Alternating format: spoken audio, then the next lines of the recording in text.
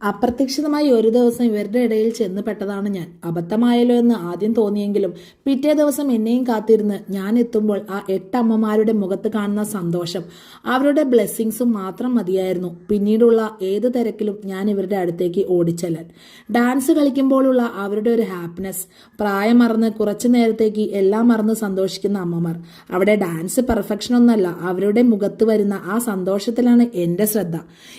ഒന്നും തിരിച്ചു കിട്ടാൻ ചെയ്യുന്നതല്ല, ഇവരുടെ എല്ലാ പ്രാർത്ഥനയിലും ഒരു ദിവസമെങ്കിലും എന്നെ ഓർക്കും. പലരും പലതും പറയും, ഒറ്റപ്പെടുത്തും, കുറ്റപ്പെടുത്തും. അതൊന്നും മൈൻഡ് ചെയ്യാതിരിക്കാൻ ഇങ്ങനെയുള്ള ചെറിയ സന്തോഷങ്ങളിൽ നമ്മൾ എപ്പോഴും എൻഗേജ്ഡ് ആയിരിക്കുന്നത് നല്ലതാണ്. അങ്ങനെ എൻ്റെ അമ്മക്കുട്ടികൾ ഡാൻസൊക്കെ അടിച്ചു പൊളിച്ചു. എനിക്കും സന്തോഷം, അവർക്കും സന്തോഷം.